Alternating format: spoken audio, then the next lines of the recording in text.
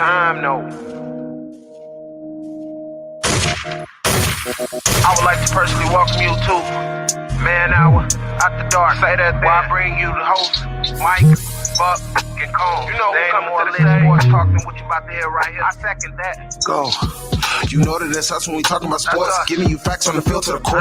Tune in. We need the support. 1 hour too short. Still listen some more. On all your stations, not dropping no music. Starts like Adidas, but Nike just do it. Down 4 in the 4th, we go for the win. Michael 2 seconds, we taking it in. Buck, Mike, and Cone. You know what's going on. Man, now we're After Dark. No LA, we the big spark. No 4th and inches won't cut you short. Got the best talking. It's all sports. Buzzing more than buzzer beaters. We coming live off 3 speakers. Go.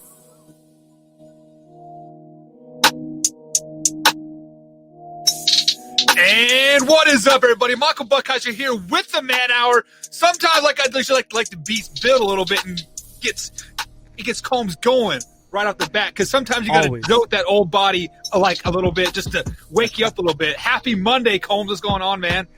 Man Hour Nation, welcome to the best damn sports podcast on the planet, baby. Man, it's pretty much the only one you need to listen to, so it's definitely going to be the best one. But let's welcome the other third wheel. Yes, right, the third wheel, Wyatt Williams. What's up, man? So if I'm the third wheel, does that mean is that you guys are a thing? That means like you're sitting a row ahead of us in the movie theater while we're in the back, reaching for popcorn. Yeah, but we are not doing other things than you in the back of the movie theater. So, the funny story, the last time I went to a movie theater, the new Jurassic Park just came out. I think my son was like maybe 6 or 7 months old, right? And I fell asleep within like 20 minutes of start of the movie because we had a newborn son. It's dark, to ourselves, and I'm like, fuck it. Kick the feet up, and that's 2 hours of sleep I've had in a long, long time. Combs, you know all about that, man. Come on, man. For sure.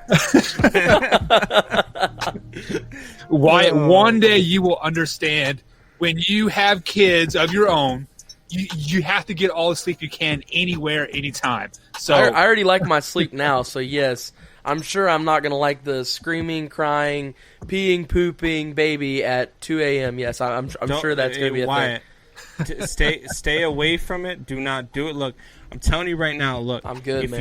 If you want to have kids at any time in the next, I don't know, what are you, 19? 18? 18. All right, so if you want to have kids in the next time in the next 10 years, man, what we'll do is one summer when I bring my guys down from Vermont, man, you can just come hang out for a week. And after that week, you'll be good till the next summer. You won't want to worry about it till you're at least 28, man. Yeah. Yeah, I mean, live life.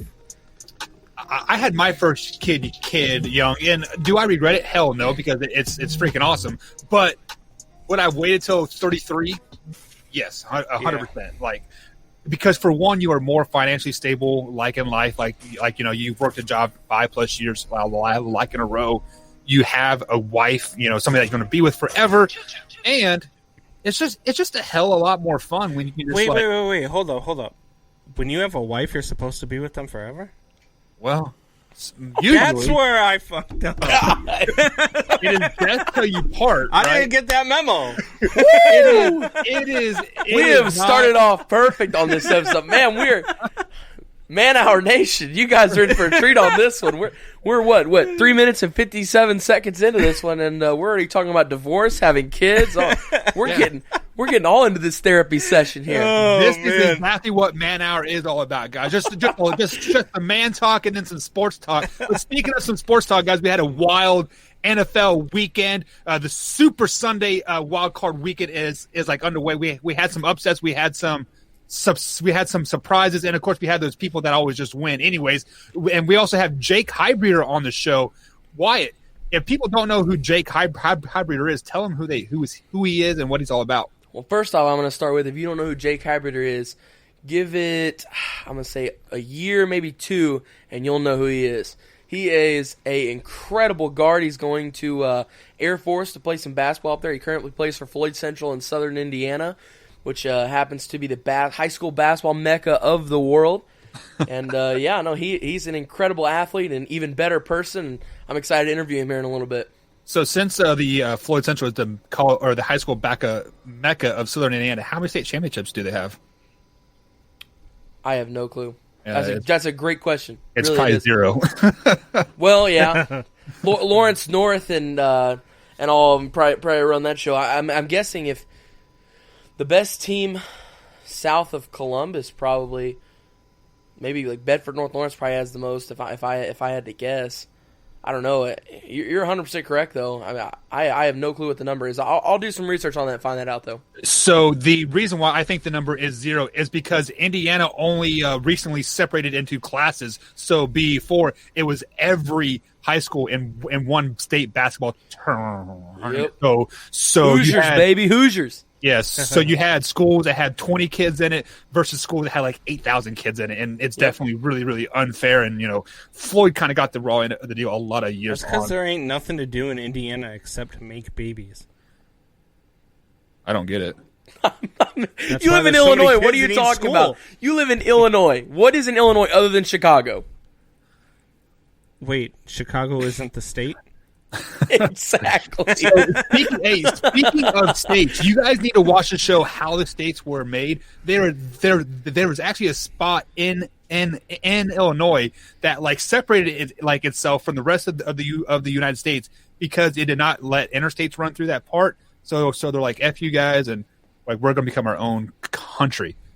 So I did this see is the craziest episode of Man Hour I've ever been on in my entire life. I did see Blake Zender chime in. What's up, Blake? He is an Eagles fan. And speaking of the Eagles, they let go of Doug Peterson today and they fired him. So, Combs, what is your first raw reaction of the Doug Peterson firing here this afternoon? The Jets have their man. Well, if there is anything to take out of that, that's what it is. I mean, can anybody see anywhere else where he would land? No. The Jets are probably the only organization that would hire a clown like that. And look, I don't know. They say it's not. It's not to do with Carson Wentz and his relationship with Carson Wentz. If they don't move on from Carson Wentz, then yes, it has to do with Carson Wentz. But if they still move on from Carson Wentz, then I guess they can hold their feet to that fire. But I think that moving on from a coach who's 3 years removed from a Super Bowl title, and who won that Super Bowl with Nick Foles, by the way, I mean, sometimes you get a longer leash than that, but at the same time, I mean, did the Carson Wentz thing do him in? Did blatantly losing that game on purpose in Week 17 on Sunday Night Football in front of the entire world when there was a division on the line, did that do him in? What did it for them, though? I mean, what was it? Like, it was about a week ago they said his job was safe. Doug Peterson was coming back. It was the day after they get out there and they're like, oh, Doug Peterson's safe. He's great, Grant. Yeah. We love having him. He's perfect. I'm like, what are you talking They about? have to have somebody already in mind, right? I mean, you don't do this unless you know who you're. There must be some coach out there who is like, hey, I really want your job. Yeah. And Jeffrey Lurie was like, hey, I really want you to have his job. So, you're fired. And that's the only thing I can think of. I mean, you see it a lot in baseball. It's happened to God, I'm going to forget his name now. He was the Cubs coach and he was the White Sox coach. It happened to him twice. It happened to him with the Cubs, and then the Cubs went out and got Joe Madden 2 days later. And then it happened now when he got fired from the White Sox after taking them to a division crown.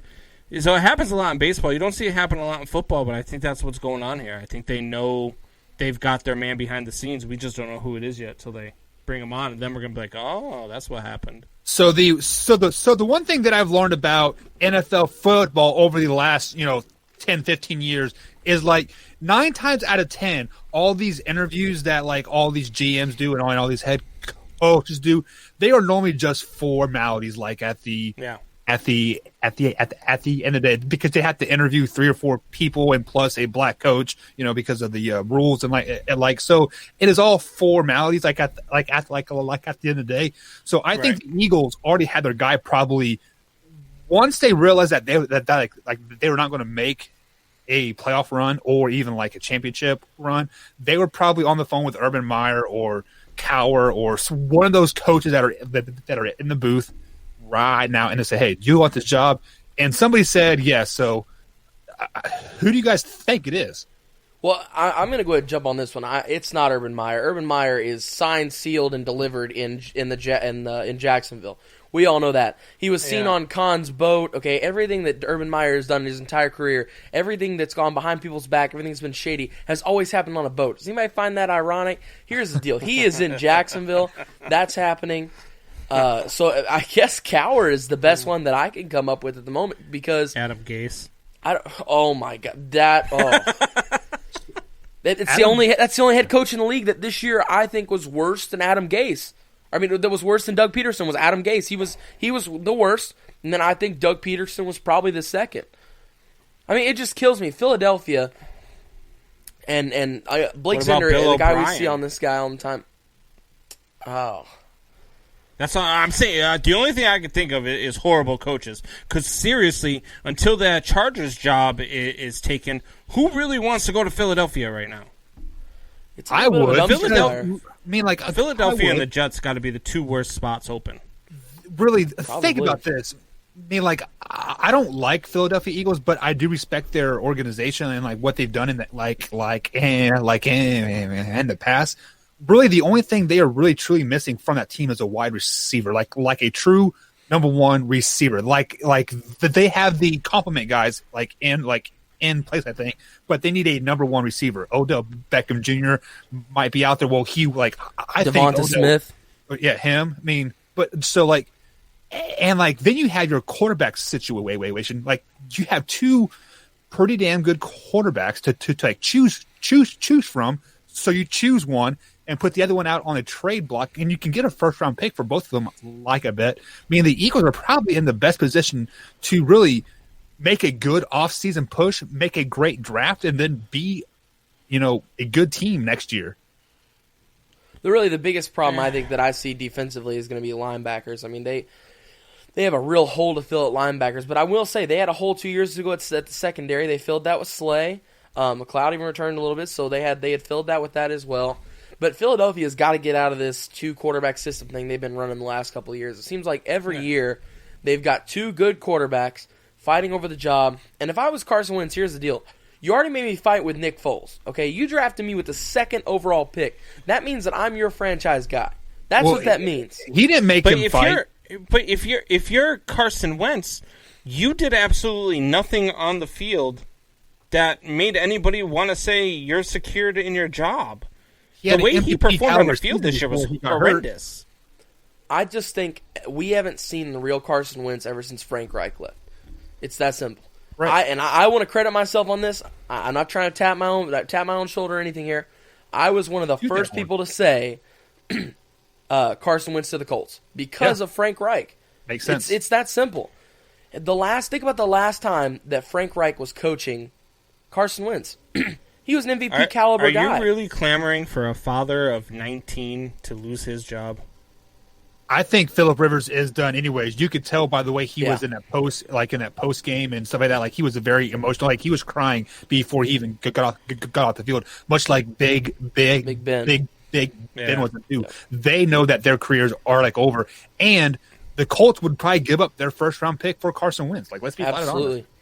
Well, and think about it, that'd be a good move for Philly because here's the deal. Either way, you're going to have a quarterback, and the Colts are going to want Carson Wentz simply because they're going to look at that tape. They're going to look at they're going to look back to when the Philadelphia Eagles won the Super Bowl. Yes, Carson Wentz didn't lead them, but it's just simple. Carson Wentz won them 11 of those 13 games.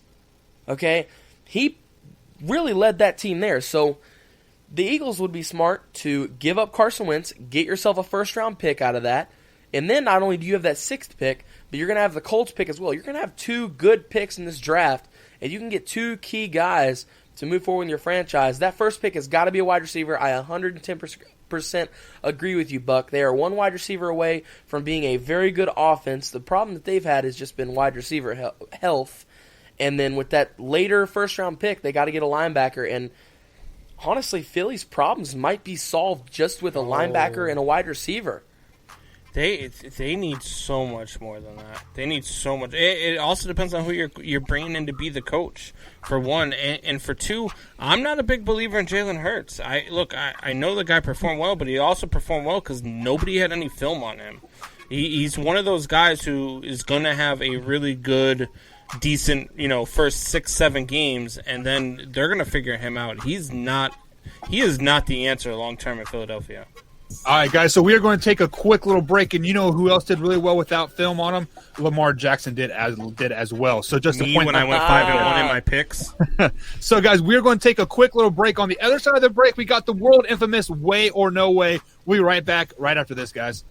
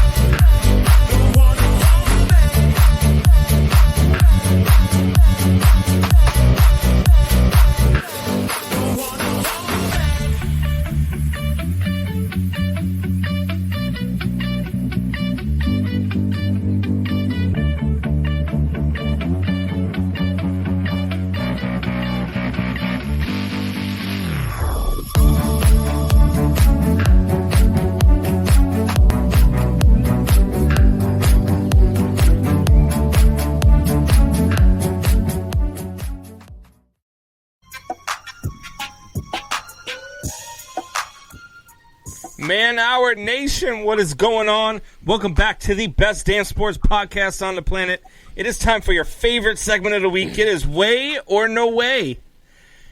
Guys, look, I know you guys watched this last weekend of football. We talked about it. We made our picks. I went 5-1. You guys were awful in your picks. But one of the things that one of the guys 4-2. I was right behind you. Yeah, but you weren't 5-1 like me. Should have been 6-0. I don't know where the hell the Browns came from. I don't know what the hell happened there. I'd have been 5-1 then too. I almost went 4-2 because of this guy, Taylor Heineke. Man, he was unfrickin' believable this weekend. He went and played the fourth quarter with a torn labrum. He was playing the entire fourth quarter. Like, he couldn't even lift his arm. It was absolutely insane. So, with the first Way or No Way, I ask you guys this. Taylor Heineke played his way into an NFL roster next season. Way. Not only did he play amazingly, not only did he look great in the pocket, he looked comfortable from every aspect in the big situation that he was in. But here's the biggest thing. Matthew Stafford showcases this more than any quarterback in the league right now. You want a leader, and you want toughness in your quarterback. And what are the two things that he showed? He was a leader, and he showed pure toughness. I loved it. I loved every second of it. And not only did he earn himself a roster spot, but I think he possibly earned himself a starting job somewhere, depending on where he goes, if he can keep that play up. So let me start by taking, I don't want to take anything from this kid whatsoever. He had a great game. He had a great gutsy performance, and I do think they still would have lost whether Alex Smith played or played or not. He did play that well of a game. However, He has been on an NFL roster before. He was a backup to Carolina Panthers in 2016, I believe it was. He was a backup quarterback in the XFL league on the St. Louis Battlehawks. And I believe Tomu is a third or fourth string quarterback for the Kansas City Chiefs right now, like as well. So he does have the talent, but there is a reason why he is no longer on an NFL team. It's because, for one, he's like 5'5", and for two, yes, he had a great game. It is because what Combs said about Jalen Hurts, just like earlier, there was no film on him. You didn't know what to expect. So with all that being said, I'm going to say no way. He did not earn himself onto a roster next year, but he did earn himself an invite to camp to compete for a second string or a third string spot, but he did not guaranteed a roster spot next year. No way. Yeah, I kind of agree with both of you here. I think he did play himself onto an NFL roster next season. I don't think it'll be as a starting job. But the kid, look, man, he showed unbelievable heart in that game. Great game. And yeah, I mean, it was just that. It was a great game. It's not. He was going up against the Tampa Bay Buccaneers, who right before game time didn't even know he was going to be playing. So that's the other thing, is that he had the. Anytime you get a quarterback like that goes up against a team when they're not expecting him to play, it almost always benefits the quarterback. And so for that reason, yes, I don't think he's a starter, but I definitely think he earned himself at least on as a backup or as a third string guy. He'll be at camp for sure, and he'll get a chance to prove it. Yeah, and just to add to your point here, before we go into the overlay and the jingle, Alex Smith and Heineke are two polar different opposite quarterbacks. Pocket quarterback versus a mobile quarterback. It is definitely hard to prepare for that when you're not ready for it, right? So, right. Yeah. Absolutely, 100%. No way. Yes way. All right, boys. We talked about this a little bit in the last segment. We talked about, we seen Ben Roethlisberger on the sidelines crying, before walking off the field. You could see it in his eyes. So I'll ask you this. We have seen the end of Ben Roethlisberger in Pittsburgh. I'm going to say way here, but I don't think just in Pittsburgh. I think as a whole. I think it's run its course. I think it's time to hang up the towel. Big Ben was a great quarterback back in the day, but you got to think about it. The last couple of years, he hasn't been able to stay healthy.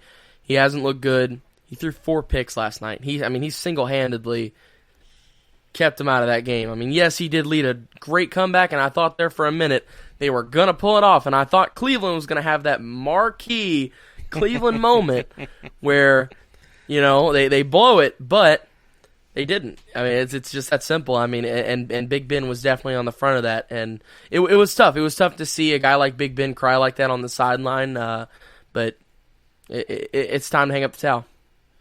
Yeah, and I want to say way as well. Guys, we are seeing two 42-year-old quarterbacks in the playoffs playing head-to-head for the first time ever. This is not the norm. So let's just put that there. This is not the norm, seeing 42-year-old quarterbacks perform at the level that Brady and Breeze are performing. Ben is just a big body, and the big body takes a toll on your body at the end of the day. I guarantee you, he is going to be done, not because his heart is not there or the ability isn't there. It is waking up on Monday morning and you can't put on your shoes. It is waking up Tuesday and you have to shuffle down the hallway still. It is waking up Wednesday having to get that shot just to get into the office to prep for the game. That's why I think Big Ben is done. It's just because he is tired of the pain, basically. So I agree. I mean, Ben is definitely at the end of his career. But I also think that Ben wants to hang on a little bit longer. I think he still thinks he's got something in the tank, whether we agree with him or not. But this is why I think he's done in Pittsburgh, but I don't think he's done completely, because I think that 75%, 60% of Ben Roethlisberger is better than 100% of some of the guys that you can put on the field. I would have taken 75% of Ben Roethlisberger, 60% of Ben Roethlisberger in Chicago this year. You look at other places around the league that are having quarterback issues. You don't think that a New England would love to have Ben Roethlisberger next year for 1 year? I think that they would. So I think he'll land somewhere. I don't think we've seen the last of Ben Roethlisberger. No way. Yes way. So we had two upsets this weekend. One I definitely called, and the other one I did not call. And so I ask you guys this. The Browns win was more surprising than the Rams win. Way. Nobody expected the Browns to come off with that. At least Seattle, I mean, yes, technically, the Seattle and Rams game was an upset, but those are two pretty even teams across the board. When you look at how they were playing at the end of the year, when you look at how they're even playing in the game, so pretty even teams there, but when it boils down to it, at the end of the day, nobody expected Cleveland to win that game, let alone roll the Steelers like they did. I mean, they throttled them in the first half. It was not even fair. It was like a 20-year-old beating up a toddler. Like there was nothing, there was absolutely nothing that Pittsburgh could do, and everything they did was wrong. And yeah, no. So definitely, I'm gonna say way because nobody expected this. Yeah, I would have to agree with the Wyatt there. Nobody really expected well, let me rephrase that. People expected Cleveland to win, but not the win that they did, because it was 28-0 after the first quarter. It was a complete shellacking. But with that being said, guys, it is hard to play a team 3 times in a year. So it just, you start to know each other, especially when you're division rivals and you play each other twice every year in and year out. Playing that third time, really there are no surprises. But since I have to pick one, I definitely think the Cleveland Browns is a bigger upset. So away. Yeah, I'm definitely away on this. I picked the Rams to win. I even almost picked the score. I think I said 31-20, and it ended up 30-20. So I was pretty close on the score even. The Browns, with COVID and with everything that was going against them, and the Steelers, getting Big Ben back, I thought that they were due for a Cleveland Browns typical get into the playoffs and go home. But Baker Mayfield showed up. That Browns defense showed up. They played very well for 3 quarters, and it was one of those things where the Browns just came at it and took them. I think that the Browns are one and done, so I don't think that they go much further than what they did here. But kudos to them. Congratulations, Cleveland. You got your playoff win for the first time since 1994. No way. Yes way.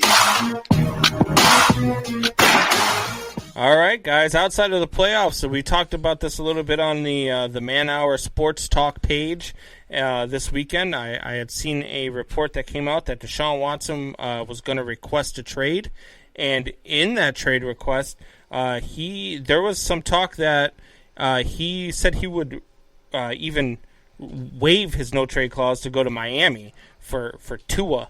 Now, you could argue all day long that that wouldn't be a good trade for Miami, or that Houston would need to get more back than just Tua. But whatever the case is, some people don't believe that he's going to be moved. So I ask you this: the Houston Texans will trade Deshaun Watson this offseason.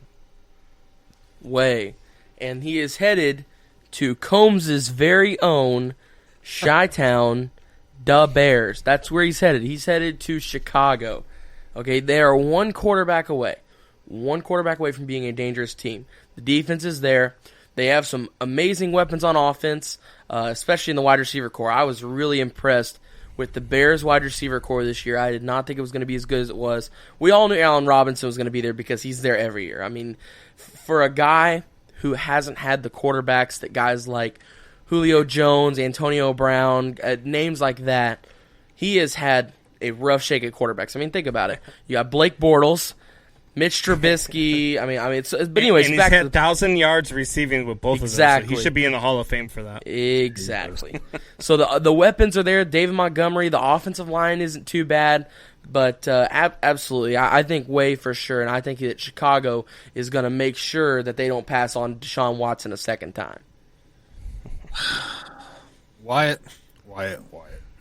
First thing, I do agree with you. I think he is going to leave Houston simply because of the fact that they have not evaluated his opinion in search of a GM or a coach or like anything of that aspect. When you have a franchise quarterback and they're paying him like a franchise quarterback, you have to bring in a guy that he wants, and they clearly are kind of just like saying, no, your opinion doesn't matter. I'm going to hire who I want to hire. With that being said, he is not going to Chicago because I'm going to take Combs' line. He is not the right skin color.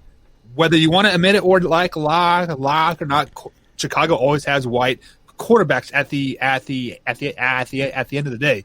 With that being said, I would not be surprised if he doesn't go to Dallas. Stay in Texas and go to Dallas. Dak Prescott for Deshaun Watson, straight trade like across the board. That's not enough for Deshaun Watson. Oh, what do you mean that's not enough for Deshaun Watson? No way that's not enough. Come on, you no guys way. are stupid. Generational talent. Look, here's why I kind of agree with Wyatt here. Because what would be more Chicago Bears like than to have to trade 3 first-round draft picks, 2 second-round draft picks, a couple third-round draft picks, and probably Khalil Mack to get the guy that you should have drafted with 1 draft pick 4 years prior. So, unfortunately, I think that's what they're going to do. I think they're going to trade the farm and end up with Deshaun Watson that they should have had in the first place. And here's why. I think there's been rumors. I've been listening to Chicago sports radio all weekend. There is rumors that there is a flaw in the system. So there are, if you take somebody from another organization who is a minority and you make him a GM after he being a coach or whatever, and you make him a GM, that team automatically has to give you 2 third-round draft picks. And I think that from everything that I'm hearing, that's the route that the Bears are going to go. So if we go out and we get an African-American GM, we're going to get an African-American quarterback finally. And I think it's going to be Deshaun Watson.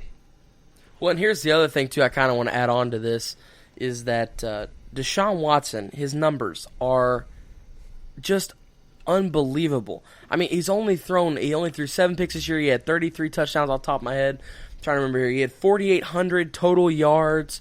As for passing and rushing, he's a ridiculous talent. But here's the biggest thing. The Texans are going to value a first-round pick for this year's draft huge because they don't have one. They're a terrible team. They're about to lose their quarterback. They just lost their head coach and GM at the beginning of the year, and they don't have a first-round pick. The Bears would have won 2 Super Bowls with Deshaun Watson if they would have drafted I don't know about that. Oh. But They would have made the playoffs. I don't know about that far. They were 12-4 2 years ago with Mitch Trubisky. Yeah. They were, and they would have made the playoffs. But I don't know about a Super Bowl. I mean, all that team needed was an offense. I think that's a Bears fan talking. Is what I hear. No. They would have with a quarterback 2 years ago. They would have won the Super Bowl. That double doink would have never happened because we wouldn't have needed a field goal to win the game against the Eagles. Then we would have went on to play the Rams the next week, and we would have torched the Rams. Absolutely, 100%. Whatever. All right, guys, that's going to be it for Way or What No Way. We're going to take a quick little break. On the other side of the break, we're going to talk a little NFC side of the Super Wildcard Weekend, that and much more. And we've also got Jake Heidbreder coming up as well, guys. So stay tuned right here on the main hour. We'll be right back.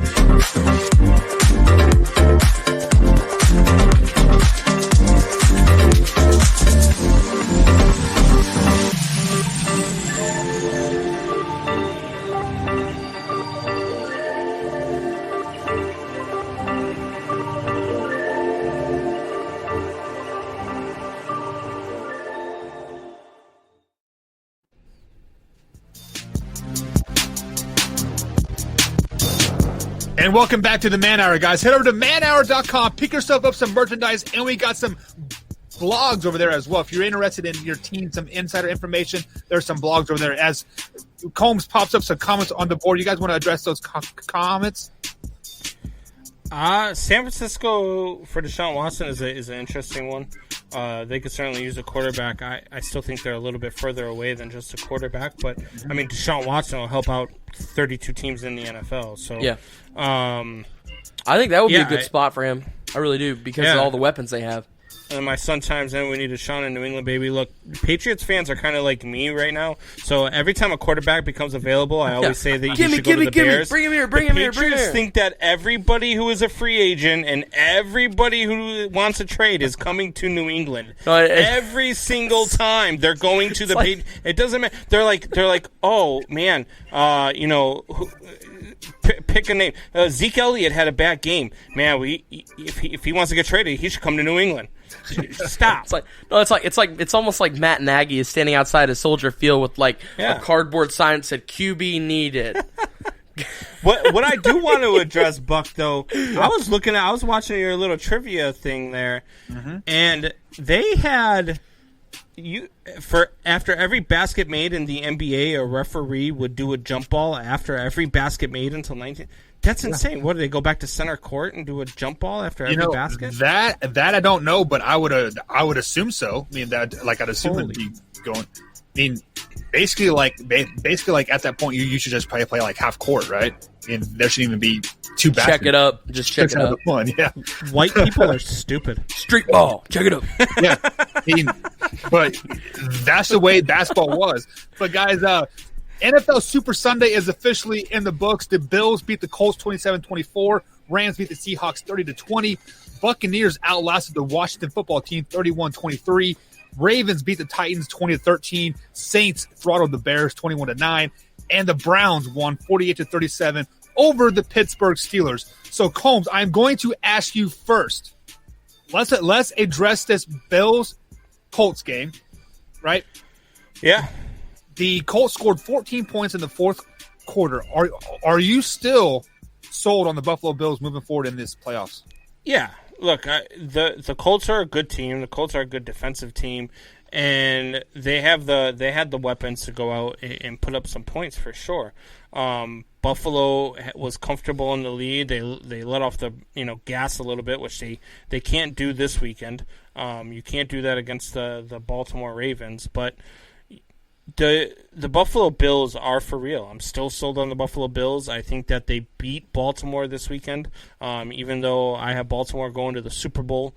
I think they beat Baltimore this weekend, and then I really do think that they win the AFC this year. So, yes, I'm sold on Buffalo. Yeah, and just to add to your point there, Josh Allen went 26 for 35 for 324 yards and 2 touchdowns. Wyatt, are you sold on the Buffalo Bills? Yes, but no, but I'm going to stick on the no side. So it's kind of like a 60-40 here. The reason why, it's all going to depend on what Bucs team does this weekend. If KC comes out and they look like KC and they're looking good, I mean, you got to think here. Yes, rest is a great thing. Yes, it's awesome for these guys who play in the league and take these crazy shots, right? But at the end of the day, it's time away from the field. I mean, the KC starters haven't seen the field in what? This will be the third. It'll be 3 weeks since they've hit the field. This week coming up now. So it'll all depend on how KC handles the Browns. So if they handle them well and they continue to play like they have been, then no, I can't be sold on the Bills. I would love to be sold on the Bills. I am pulling for the Bills. I would love for it to happen, but at the same time, I don't know. Kansas City is just so good, and Patrick Mahomes is just so he's just so much better than everybody else. It's so noticeable when you watch it. Yeah, and just like we always say, Cleveland Browns doing Cleveland Brown things, right? Like finding a way to lose in a playoff game after being up 20-28-0 or something to that effect. How Buffalo Bill would it be to make it to the Super Bowl and then lose and then repeat the process for the next it would be Jim Kelly would come back and start coaching. Sean McDermott would just step down and Jim Kelly would be like, "Hey." Right. Yeah.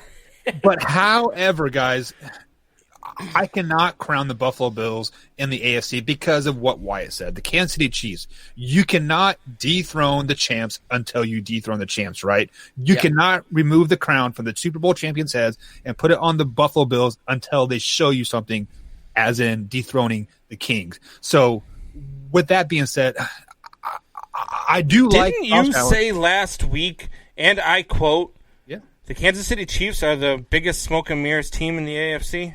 You are correct, but you still have to beat them.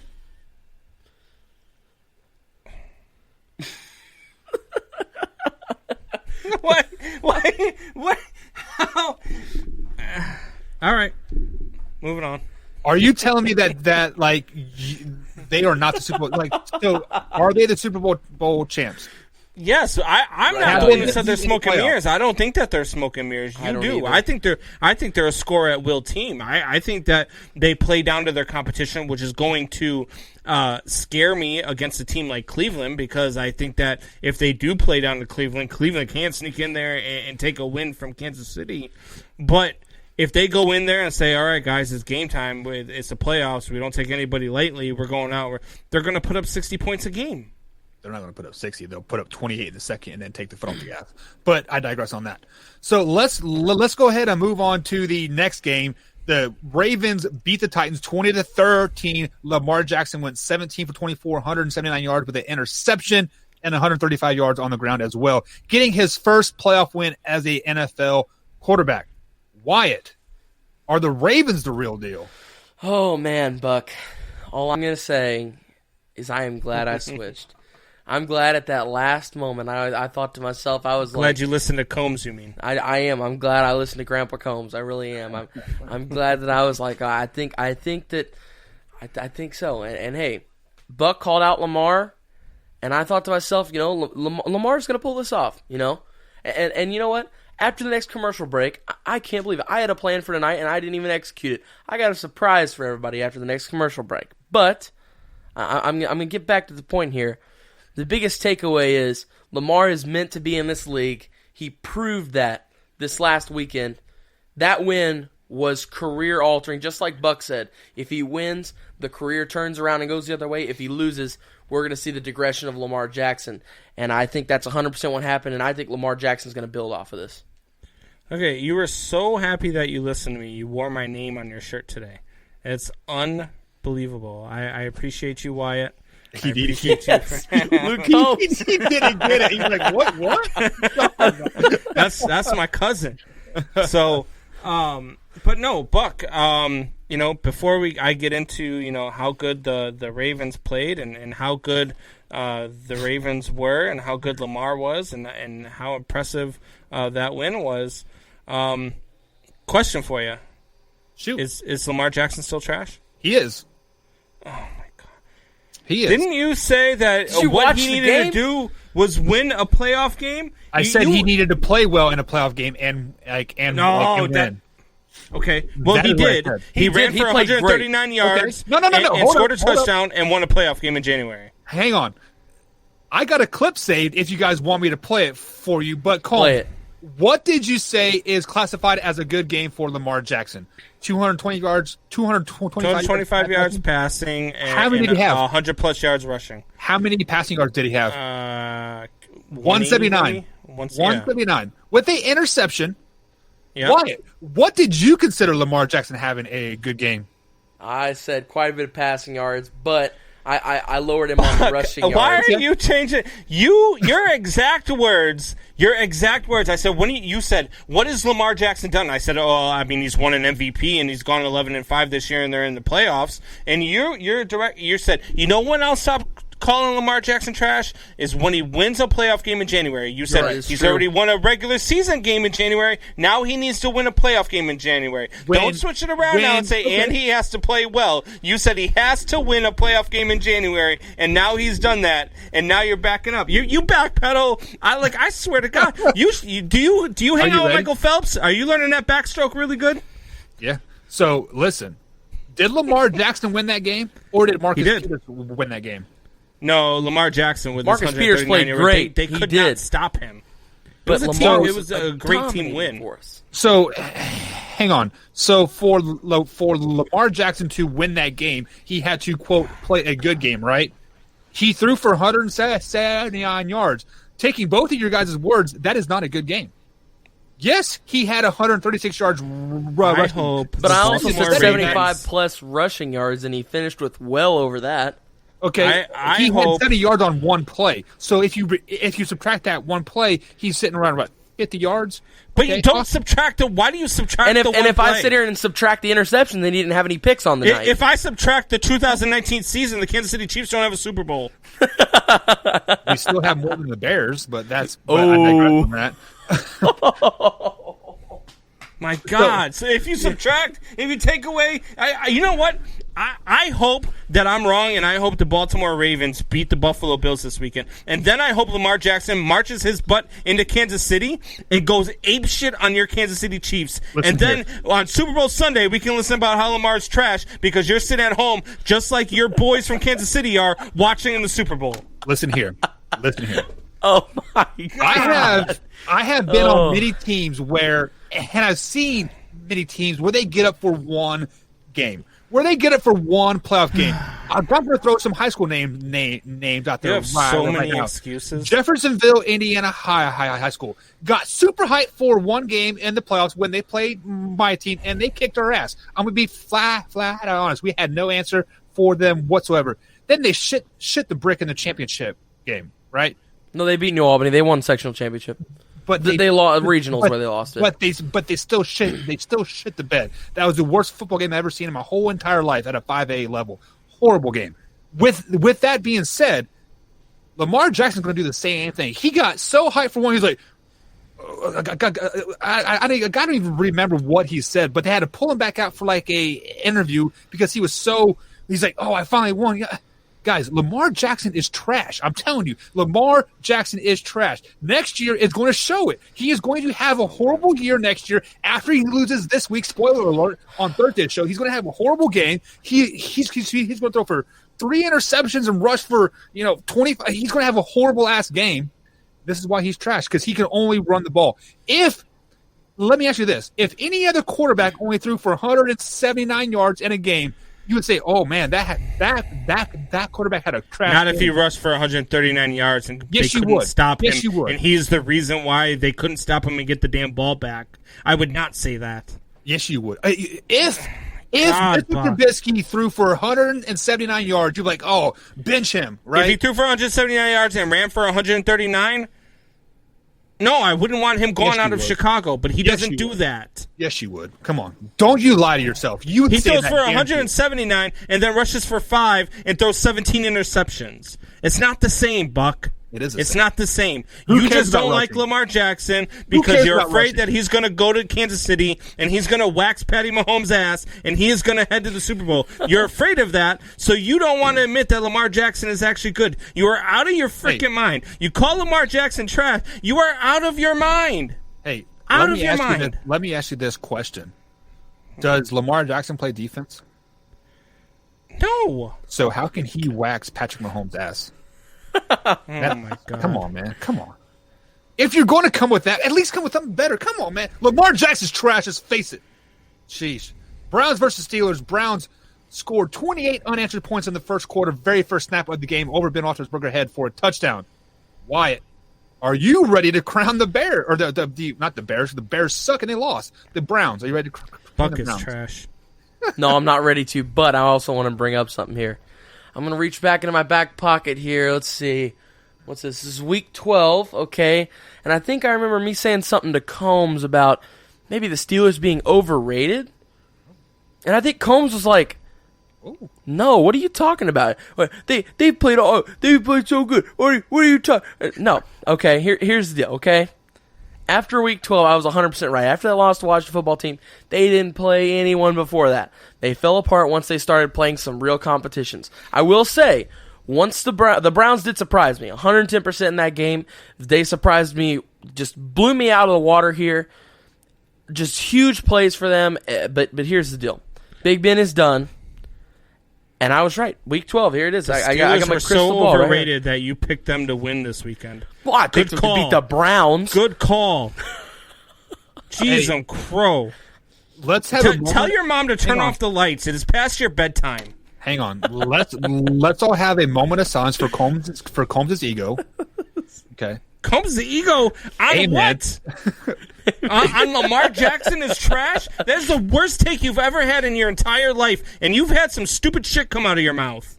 On the flip side of that, the Steelers have been overrated all season. They benefited from an easy-ass schedule. Let's be flat and honest. They benefited from an easy-ass schedule, and they beat the Tennessee Titans when I think they played back-to-back games more or less. There's like 2 games in 6 days or 5 days or something to that effect. They had like 2 good wins on the season. Right. And Indianapolis was one of them. Yeah, and we saw it after that, after their first loss. We saw the cracks in the armor, and people exposed it, right? They abandoned the run after week 7, becoming the worst rushing team in the NFL after that. And the Steelers, we're talking about smoke and mirrors. That is smoke and mirrors, 100%. Winning cures all, but when you lose 4 out of your last 5, something is wrong. Yeah, JC's going to lose to the Browns. Bill's going to beat the Ravens. Buccaneers going to beat the Saints, and Rams going to beat Green Bay. I hope Kansas City loses to no please LA let Kansas team City is lose coming. to the Browns. Please, That God, would be awesome. listen to me. If you grant me one prayer, please let the Browns beat the Kansas City Chiefs this weekend, and please let there be a funeral on during the game so Buck can't see it happen. Please let all of that come in a line. Look, Buck, I don't know. I've said this time and time again. You play who's in front of you, and you want to talk about their schedule, and their schedule was trash. And I've come at you before that the Kansas City Chiefs schedule was even worse. Right. It doesn't mean that they're trash. It doesn't mean that they're overrated. It means that they've beat who's in front of them. That's all you can do. You can't help that whoever's on your schedule isn't playing well that season. That's not your fault. But you still have to go out and win the game. So let me ask you this question. When you have 2 teams, let's say the Kansas City Chiefs and the New York Jets, they both come into the season 6-0, or they come into a game 6-0. So let's say that they're both undefeated, but the Jets played a Cincinnati team, Jaguars. Who else is pretty bad this year? The Bears. And they played those teams, but then the Chiefs played the Bucks and the Saints and the Browns and the 49ers, right? You can tell me that they are the same because they're both undefeated, and you can only play who is in front of you. But let's be flat out honest. The other team played a bunch of crap teams. The other team played some top-notch teams. So who is really better in the end? Well, yeah, but then you're talking about head-to-head matchups. I'm not talking about head-to-head matchups. I'm just saying when you say that the Steelers come in Week 12 when they were 12-0, they're overrated. They weren't overrated. They were 12-0. They're 12-0 in the NFL is 12-0 in the NFL. I don't care who you are. Ask the Steelers right now if that 12-0 mattered because they just got blown out by the damn Cleveland Browns. So, yes, I mean, week to week, they say it. You hear it all the time. They even made a movie about it. Any given Sunday, anybody can beat anybody. So to say that they were overrated, I think is just I don't know what you're watching. You want to talk about overrated? Sure, but they're 12. They finished what 13-3 or 12-4. What did they finish? Well, they lost 4 of their last 5, so it would have been 12-4, I think. All right, so they finished out 12-4. Okay. What about that is overrated? They were 12-4. A first-round playoff exit, losing the last 4 of your last 5 games. Would you rather be 12-4? Or would you rather be the New York Jets? I would rather be the New York Jets because I would get a good first-round pick and not a first-round exit after being 12-4. Okay. I can't wait to play fantasy football against you next year. I'm just saying, come on. Would you rather have a 6th overall pick or 25th overall pick? Both teams. I'd rather be in the playoffs. I'm a Bears fan. I'd rather be in the playoffs. I'd rather be where the Bears are at right now than to have had them be where the Jets are at right now. I really would. God, I would never let you hear the end of that, Combs, if that was the case. Oh, I'd grill you every week we got on here. I can't wait till Aaron Rodgers' leg falls off of his body and you have to suffer through a 1-in-15 season. I can't wait. It's coming. I'm enjoying my years. I'm enjoying my final years of Aaron Rodgers. Yeah. Oh, this is your final year of Aaron Rodgers. Oh, my God. Of course. I know. He's coming to Chicago, just like Deshaun Watson's coming to Chicago. Yeah, just like and Aaron Rodgers is going to be his backup. All right, guys. That is going to be it for the AFC side of things. We're going to take a quick little break. On the other side of the break, we got Jake Heidbreder, a Floyd Central Highlander, committed to Air Force. We'll have a great interview with him. Why he's going to lead the way on that. So, guys, we're going to be quick break, and right after that, Jake Heidbreder. We're back.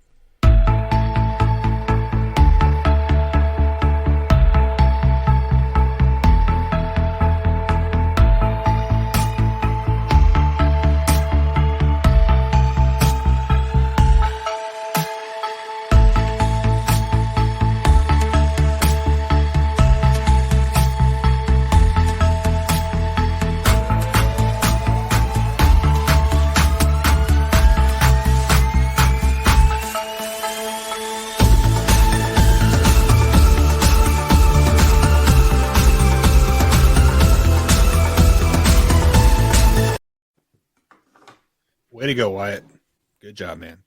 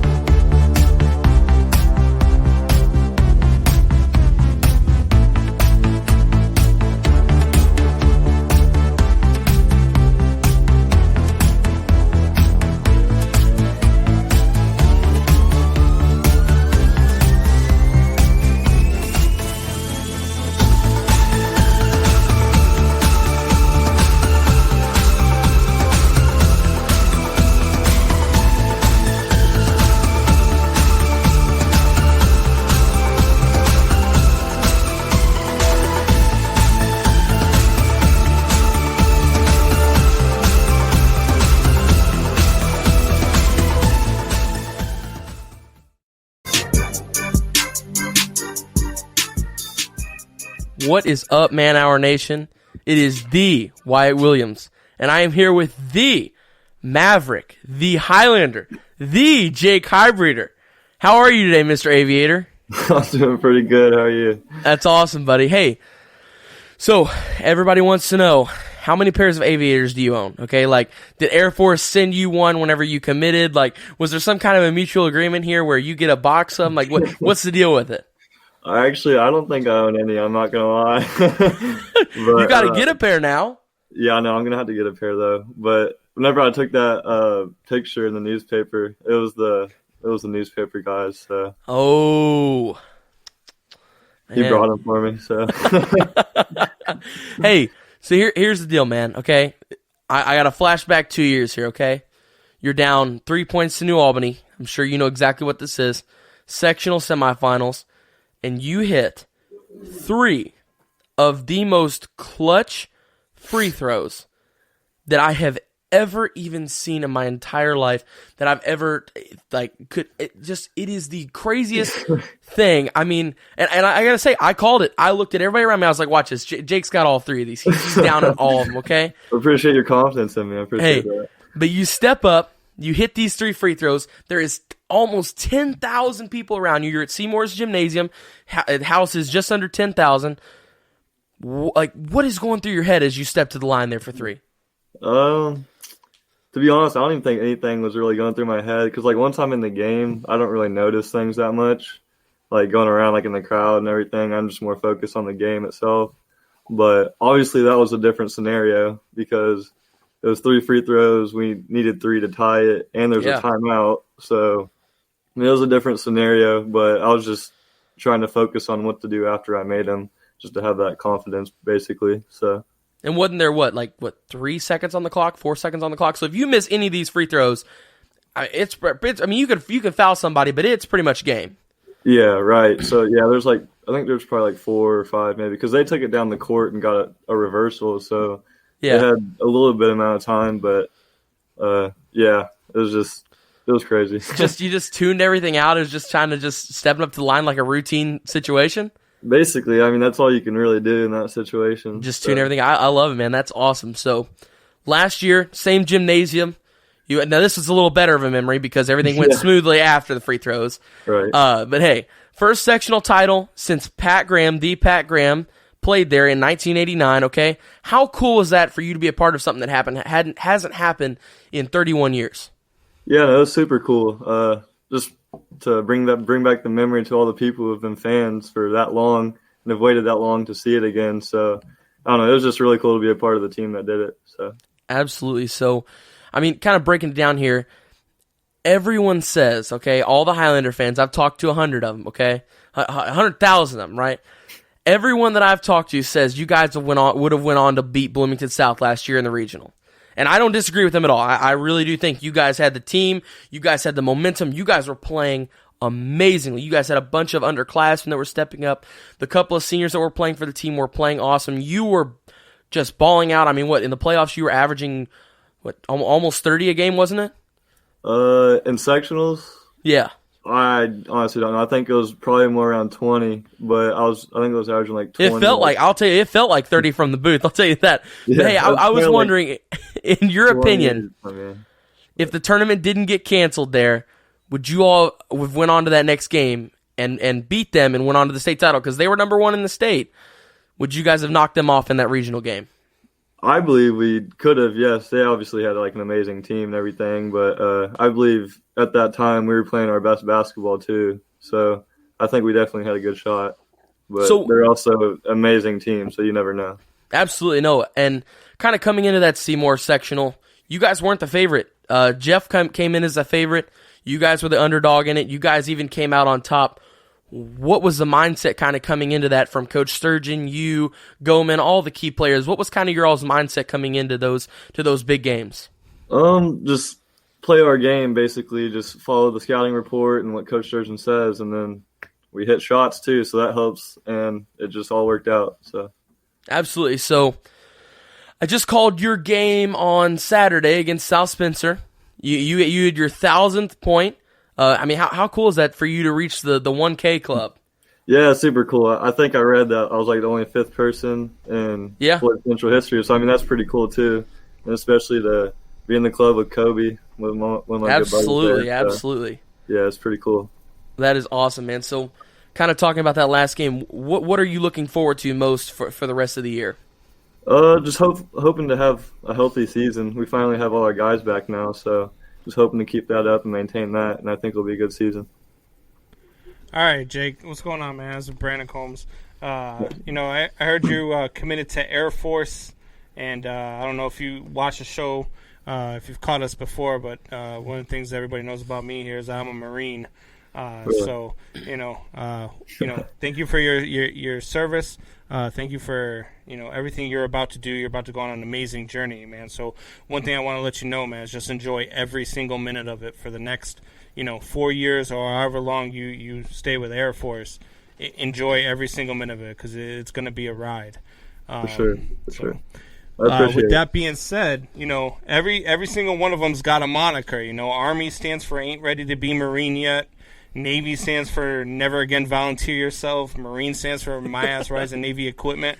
Nobody's ever been smarter enough to ever come up with one for Air Force, so it's one of those. It's just one of those things where I'm like, man, I don't even know what to say to this kid. But one of the things that I want to know is playing basketball at Air Force. I got to be honest with you. When people think Air Force, like especially me, I think of football. You know what I mean? I don't even think about their basketball program.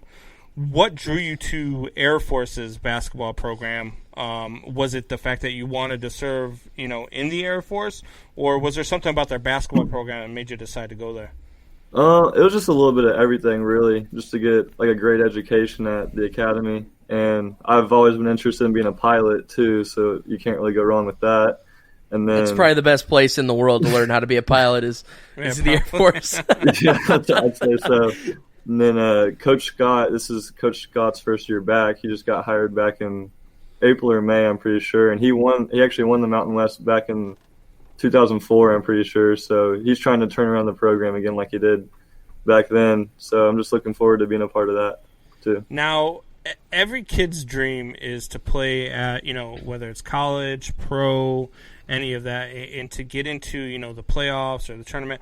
Have you thought about what it's going to be like to play in the March Madness tournament while everybody's filling out brackets and us here at the Man Hour are going to be like, hey, man, we're picking Air Force to go all the way. We got Jake over there, Have you stopped and thought about what it would be like to actually play in one of these big tournaments? Well, obviously the goal first is to get to the tournament and do good in your conference and hopefully win the conference so you can automatically get a bid. But just getting there first is the goal. And then once you get there, just take it game by game and try to do your best, I guess. Which, I mean, it's kind of crazy to think about, like, I filled in the brackets and I could be there. So, yeah. I don't know. It's just kind of wild, I guess.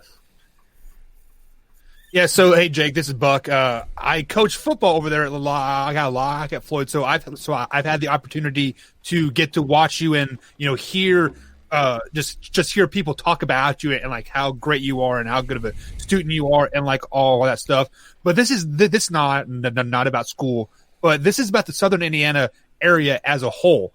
This is a basketball rich class, a 21 class here that like it had names like Trey. He is going to Purdue. Jeffersonville has 3 or 4 kids that are going to big schools. In the next 2 years or so.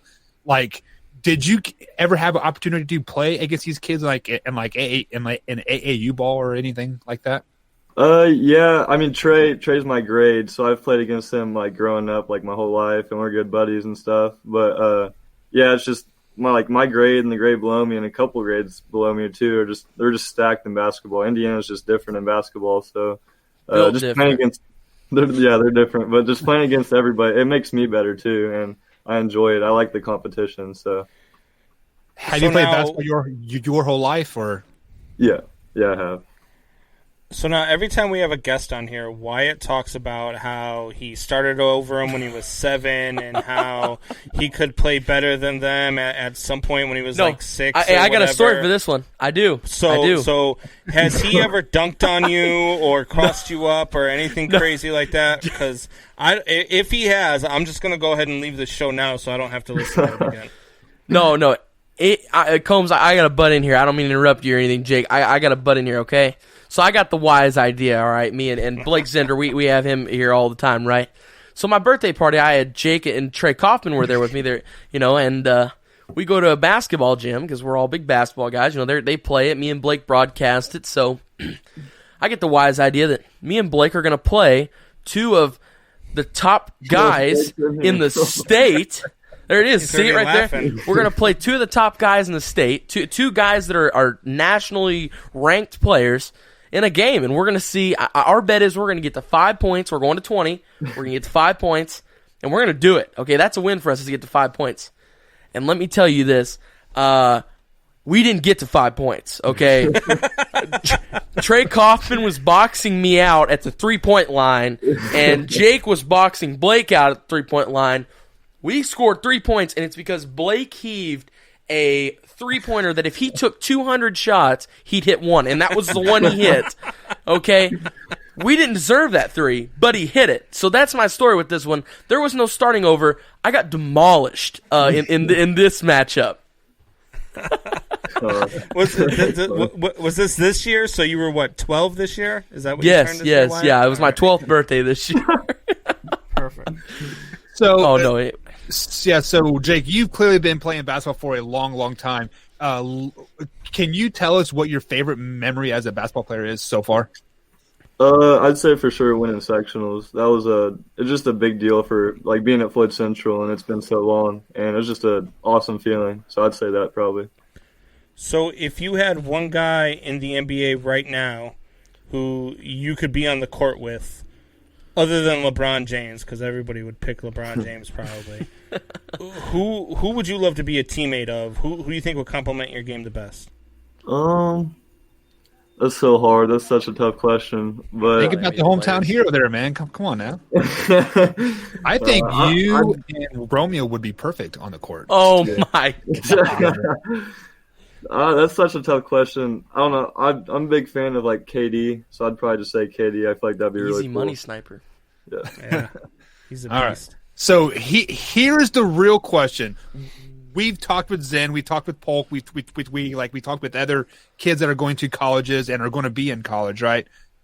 What is your favorite food? That's tough. I'll probably say steak or pizza, probably. Steak. Steak's good What stuff. is- It's not a bad decision. So what is your goal out of Air Force here? Are you looking to? Do you want to eventually go pro? Do you want to play in the NBA, or is this just kind of one of those? Look, I'm going to be excited to go play at Air Force, but I've got other plans. I mean, obviously, if I can make it to the NBA, that's obviously awesome, and you make a lot of money doing that. So I'd definitely be cool with that. But Air Force-wise, just get a good degree and then just become a pilot is my ultimate goal. So That's awesome. If pro ball in say the NBA doesn't present itself, but say pro ball in Europe does, is that an opportunity you would take? I think that'd probably be pretty cool, and I think I'd like to do that. Yeah, but I mean, it Awesome depends on experience. circumstances and stuff like that too. So All right, so Heidbreder here, my final question for you, sir. All right, and I always like to close off with kind of a funny question or just a good question, right? So the final, here it is. You ready? So when you get to Air Force, can you get me a pair of sunglasses, right? And sign them and just send them to me, okay? And I'll have them right here in the set of the show, okay? And I'll let everybody know when you go pro, I'll be like, hey, right there, he was on the show of Jake Heidbreder right there. You see that right there? yeah, that sounds good. I can do that for you. Awesome. Sounds good. All right, Jake. Thank you for jumping on with us here. I hope you have a very successful career at the Air Force and that and beyond. I mean, we'll definitely be rooting for you every step of the way. Best Thank of you luck, so Jake. much. Thank you for your service, sir. Yep. Thank you for having me. See you, Have a buddy. great night, bud. All right, guys. So that is Jake Heidbreder. He is committed to Air Force to play some basketball. Very, very good young kid. Very well spoken. And guys, I think he's going to have a great career at the Air Force. 100%. Most Yeah, definitely. I haven't seen his game, but it's definitely something I'll be interested. Something I'll be watching. Once he gets to Air Force, I'll definitely have to take a look and see what the kid can do. But yeah, it was a pleasure talking to him. Like a lot of those kids are out of Floyd Central, with the exception of Wyatt. All right, guys. And on that note, we are going to take a quick little break. On the other side of the break, we're going to talk some more NFL football. The NFC side of the Super Sunday Wildcard games. We had some upsets, you can say. But, guys, all that, much more here on the Man Hour.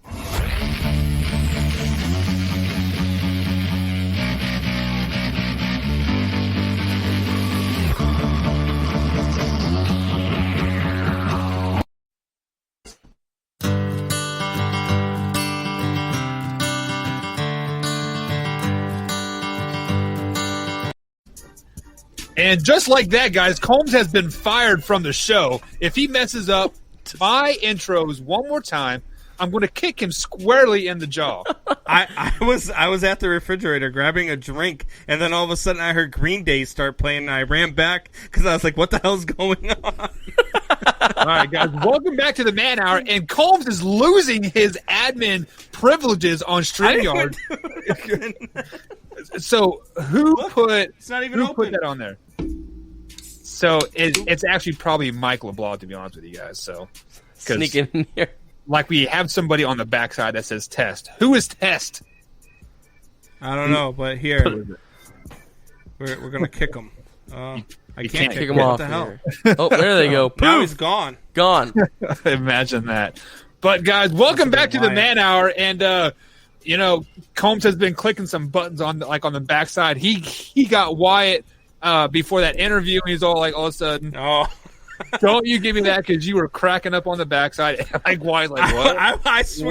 I swear on my kids that whoever the test thing was, I swear it was not me. I've been sitting here and I ran back from the fridge because I heard that thing. No, I went to go grab a drink. I thought we went live. I thought I missed my interview slot. I was like, man, I knew I had like 2 minutes. My snow globe for New York City right here, this one right here with the M&Ms on it. It was like leaning over the edge of my little nightstand here, and I'm like, oh, that thing's gonna fall off. So I reached back and started pulling, and then I hear Buck start talking, and go, nice job, Wyatt. And I'm like, I missed my interview spot. Oh god. Well, guys, I mean, apparently so my house is haunted. It's a 100-year-old house, and I'm in the garage, and it does get really cold, and then it is really cold right now. So maybe it's just a ghost, like a thing, like you never do know. So funny story. What's it? 2 summers ago, I had my oldest daughter here, and she's like, "Let's get a Ouija board." I'm like, No, okay, whatever. Like, that's bad juju, man. Don't do that. How old is she? At the time, she would have been 9. So I'm like, oh, like, okay, cool, right? And then she started talking about this Zozo. Have you guys ever heard of Zozo? Oh yeah, Zozo, JoJo, Lolo. They've all got funny names. So like we are in the garage and we're just having a good time, like I just started like the podcasting thing, so like I'm setting up my mics and cameras and stuff, and we're just kind of just testing and having a good time. And she's like, let's talk about Zozo. I'm like, what the hell is Zozo? So like I Google it and I'm like, okay, like what's the worst thing that could happen, right? So we go inside that very same night, no storms, no wind. Big ass tree falls on my garage.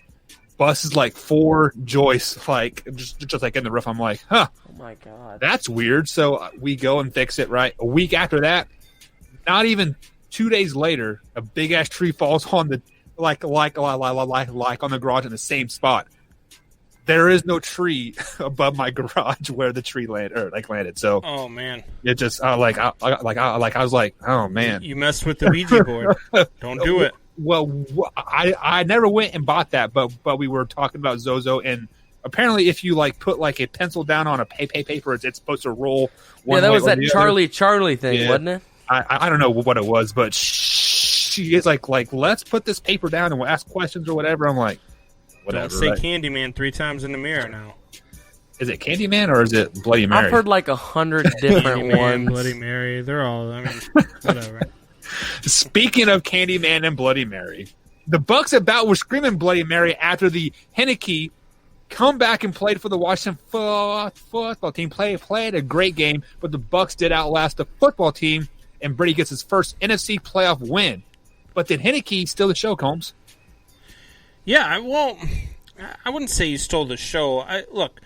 I've heard a lot of rumblings and a lot of yelling about, oh, I told you Tampa Bay wasn't going to be this or Tampa Bay wasn't going to be that. Look at what they did against Washington, and they should have stomped a hole in them, blah, blah, blah.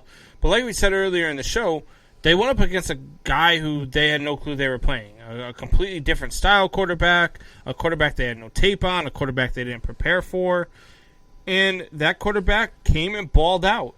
And that stuff happens. So Heineke definitely was, the darling that night. Everybody was rooting for him. Everybody wanted to see him do well. If he would have pulled off the upset, I would have even been happy for the kid.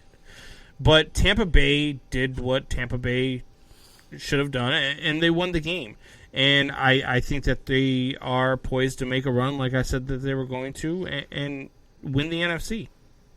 Wyatt, I mean, this is the biggest blessing for you because you don't have to play the Bucks now in the first round or your second round, I should say. But what are your thoughts about the game? I think that we pretty much just found out that the Buccaneers are going to knock out the Saints. I think that the Washington football team was incredibly underrated. They're so much better than what they looked like. And they came out ready to play. They played a great game. And I think for sure I will agree with Combs that the Buccaneers are going to make a run in the playoffs, but not to the NFC Championship. But I will say Washington is going to run the NFC East. This is the other thing I wanted to bring up. Washington's going to run the NFC East for a while starting next year. They're young and they're promising at all positions. Yeah, I was not expecting you to come at me just like left like that, but I definitely think the Dallas Cowboys have a lot more talent on paper, but obviously the game isn't one on paper. But I mean, you're definitely have a point there because their defense is very, very good. But I want to flash back to Thanksgiving here, like a tad bit. Why this was before you were on the Man Hour, but like I said that a NFC East team was going to win a playoff game when you let them in, and that there is always something about a team that when they back their way into the playoffs, they're playing with house money and they throw everything at it and hopefully something sticks, and that's kind of what like Washington did. So for the Buccaneers to come out on top of that, when you literally throw the woodshed and plush your dog at it, and you still come out like and win, I might be sold on the Bucs now. We'll definitely pick our games later in the week. But the Bucs, playing the Saints for the third time, and they've already lost twice, and you guys know what happens when it's hard to beat a team 3 times. But Heinicke, I wouldn't say he stole the show. I mean, Tom Brady threw for almost 400 yards, guys. Yeah. Tom Brady, 42 years, almost threw for 400 yards in that game, and we're not talking about him. Why? Because of a young quarterback that came out of nowhere. So I think it's also because we expect that kind of performance out of Tom Brady in the playoffs at this point. Right. I think it's almost so that we take it for granted. But Tom Brady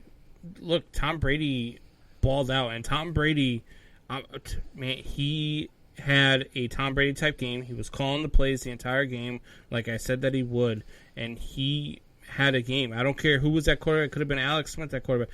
The Tampa Bay Buccaneers were winning that game, and that's just how it's going to go. The Tampa Bay Buccaneers right now, to me, are the second best team in the NFC behind the Green Bay Packers. And if they go head-to-head against the Green Bay Packers, it's going to be a great game. I would love to see Aaron Rodgers versus Tom Brady in the NFC title. Aaron Rodgers versus Tom Brady, they are 1-1 all time.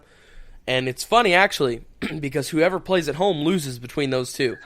Aaron Rodgers won at Gillette, and then Tom Brady came to Lambeau and won. 2 of the hardest places to play, but they can't win a home game against each other. I've always thought that was ironic. Aaron Rodgers can't win a home game in January. So. Oh, my goodness. At least he got a home game in January.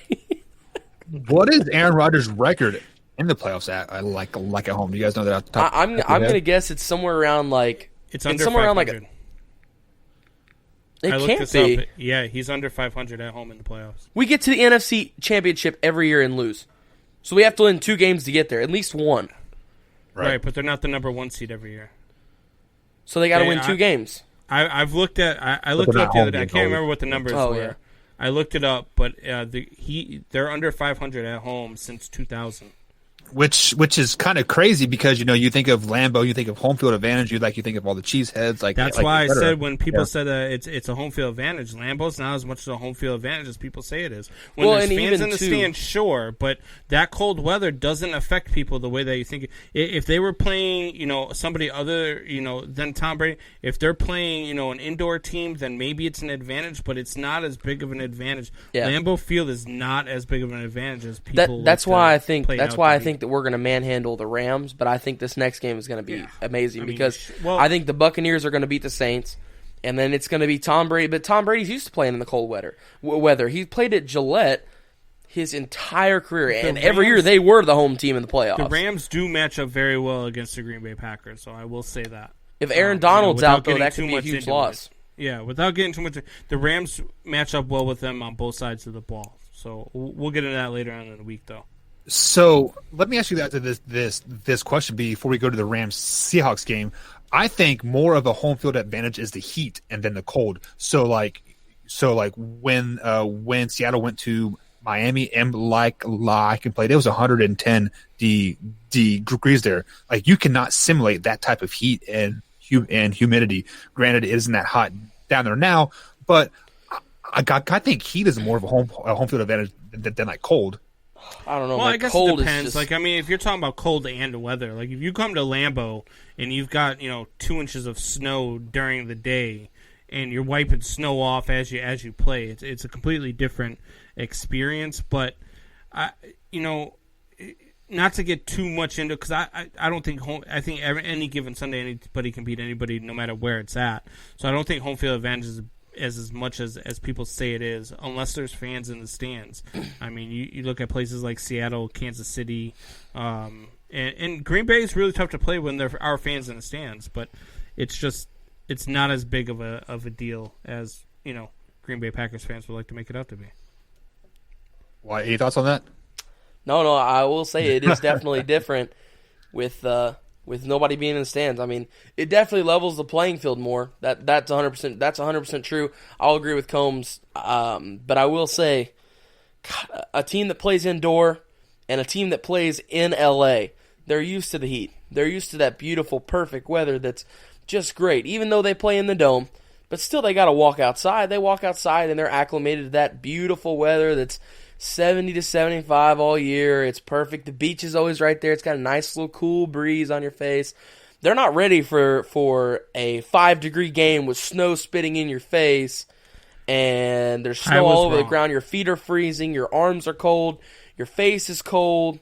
I think that a team in LA wouldn't be ready for that. But I think Tom Brady would be. The Packers are under 500 at home in the playoffs since 2000, but Aaron Rodgers is 5-2 as a quarterback in the playoffs as a Packer. But you said as like a home games though. But so he's 5-2 in the playoffs at Lambeau. Oh, okay. So yeah, fairly good record. And speaking of no fans, the Seattle Seahawks did not have their 12s, and I think this actually ultimately cost them the game. But the Rams came out on top, 30-20. Wyatt, what happened to Russell Wilson in this game? Russell Wilson did the exact same thing that Russell has done ever since he lost his MVP nod. He puked. I mean, he looked terrible. I think that this is possibly the first time that I've ever watched. Excuse me. I think this is the first time I've ever watched Russell Wilson play and just thought to myself, like, God, he's not a good quarterback right now. It's just bad decisions. I mean, we all saw the screen. We all saw the wide receiver screen play. That was horrible. That is a terrible read. That's not a Russell Wilson read. That's not a play that Russell Wilson make. Russell Wilson makes these 20-plus yard down the field bombs, but it's something that we brought up last week. DK Metcalf and Russell Wilson haven't had a 20-plus yard match or catch in 4 games before that, and this last week, I believe, was 5. Did DK have a big play? Yeah, he had that 50-yard catch, I think. Yeah. But still, I was like, I don't know what they're doing. I don't know if it's a Pete Carroll issue. I don't know if it's a Russell Wilson issue. I don't know if it's an offensive line issue.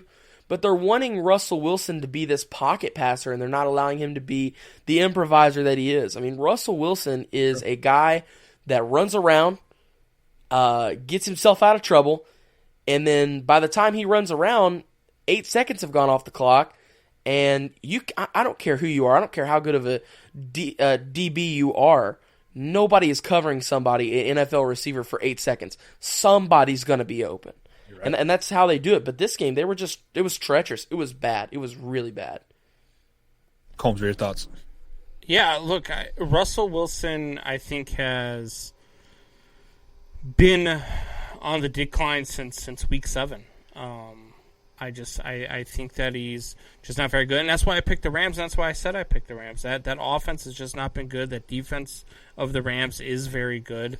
And that's what cost them this game. It had nothing to do with the fact that there's no fans in the stands. It had everything to do with the fact that Russell Wilson and that offense were just not very good. Yeah, and just like when we spoke about the Bucs and the football team earlier in the way or no way, it is hard to prepare for a quarterback when you don't know. Let me rephrase that. It is hard to prepare for a game when you don't know who the quarterback is going to be. Nobody knew who the quarterback for the Rams were going to be, and basically until 10 minutes before the start of the game. And Combs, I think you sent a text saying, "Oh, Jared Goff, Seahawks by 10, right?" And then obviously for forget who the quarterback is, but he hurt his neck and was Wolford. hauled off to and then he was hauled off to like the hospital, and then Jared Goff ultimately played that game and played okay. I mean, not up to Jared Goff's standards, but it is what it is. But I think he played well enough to win. Right. So, I mean, but I really do think Left that with the W, that's all that matters. Yeah, I mean, it wins a win. I feel like at the end of the day. But let me address something that you said earlier. Russell Wilson had a trash game, right? I mean, that's kind of what you said, right? Yeah. Russell Wilson threw for 174 yards and 2 touchdowns. Lamar Jackson threw for 179 and 1 interception. They're completely different quarterbacks. Completely different offenses, completely different coaches, completely different offensive lines. Everything is different from top to bottom on those and you know what else is different?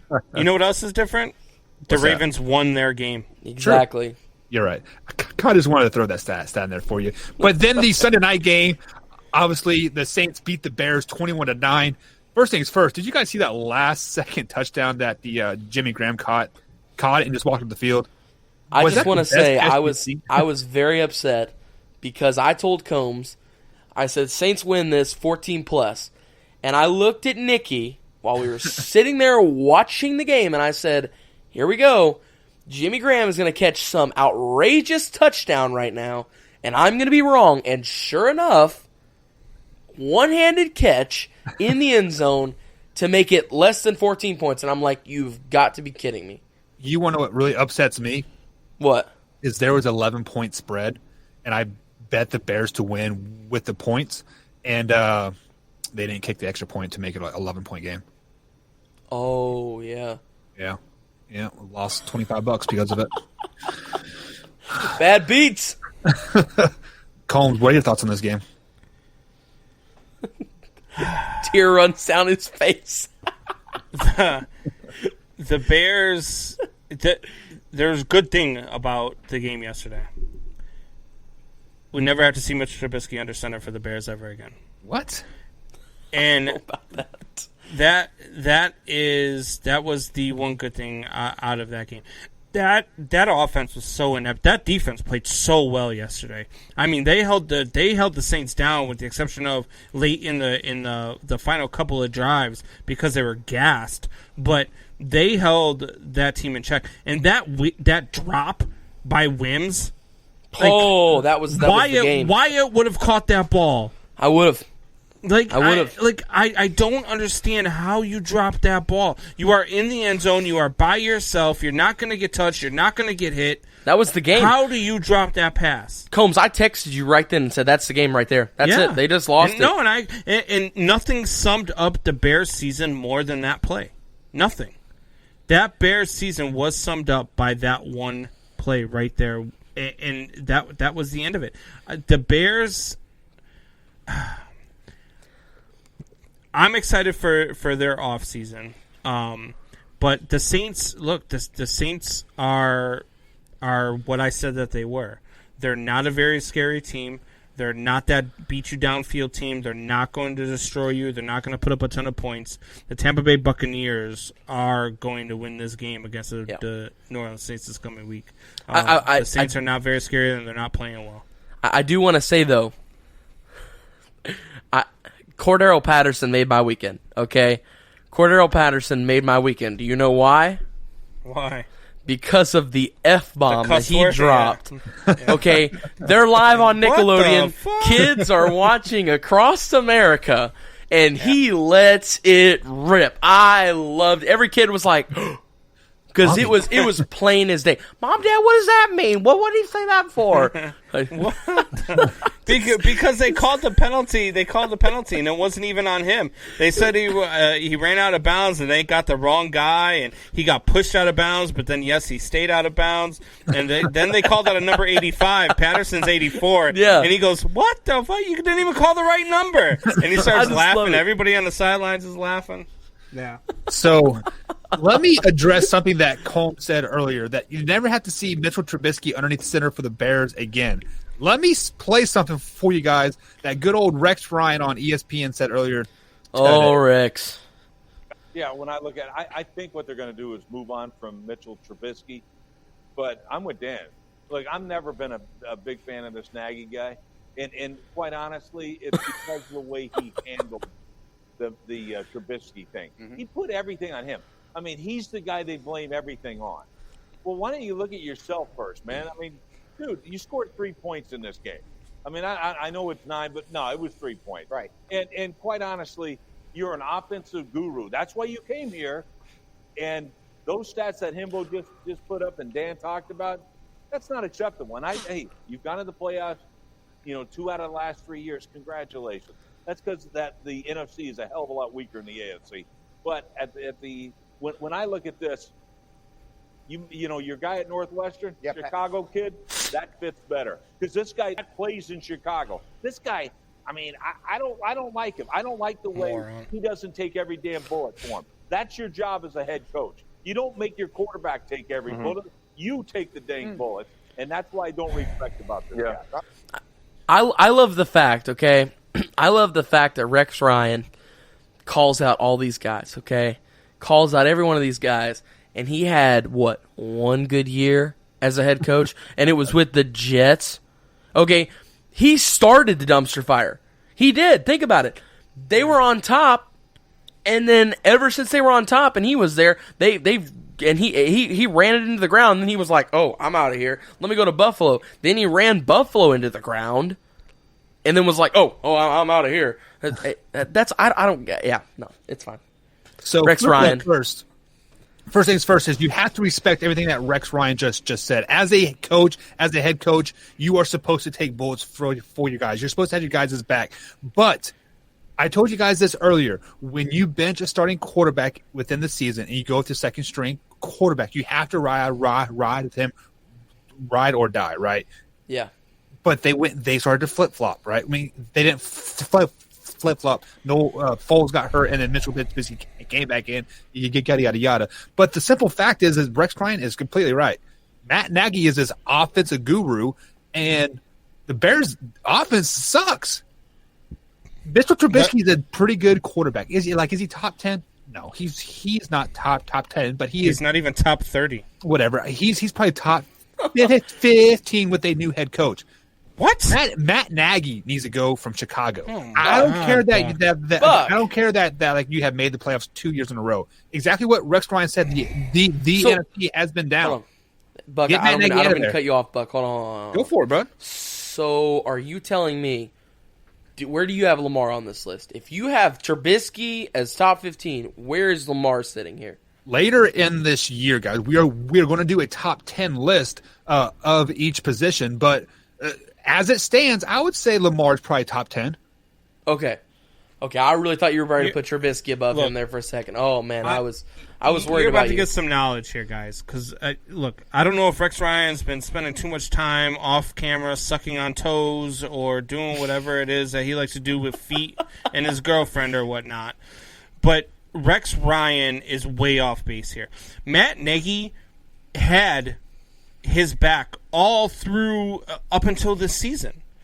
But at some point as a head coach, everybody can see what's going on the field. Everybody sees what's happening. Everybody sees that even Mitchell Trubisky's completions are misses. So at some point he's got to say, look, I'm not seeing what I need to see from him as far as growth as a quarterback, so we need to move on. And that's what he did. This was not Matt Nagy's quarterback. This is not who Matt Nagy picked. This was not who Matt Nagy came into a situation where Mitchell Trubisky was the guy. That's the guy that they drafted. This is Ryan Pace's guy. Ryan Pace is an idiot for drafting him. Ryan Pace got fleeced on the trade. They traded up to draft this clown. It is unbelievable for him to sit there, for Rex Ryan to say, oh, he's got to have his back. He had his back for 3 years when everybody in Chicago was screaming for somebody else. Everybody in Chicago, all the fans were saying, we need to move on from Mr. Trubisky. This kid is not the guy. That year when they went 12-4, when they lost in the playoffs to the Eagles on that double doink, I even said, they're still a quarterback away. Even though they went 12-4, that was on the defense. They were a 12-4 team because of their defense. That offense was inept even in that season. That offense has been inept with Mitchell Trubisky since he came into the league. Mitchell Trubisky is not a good quarterback, But Matt Nagy had his back all the way up until this season. He never started throwing Trubisky under the bus. He kept saying, look, I'm seeing this, and this. And people kept yelling on sports radio and sports television all the time.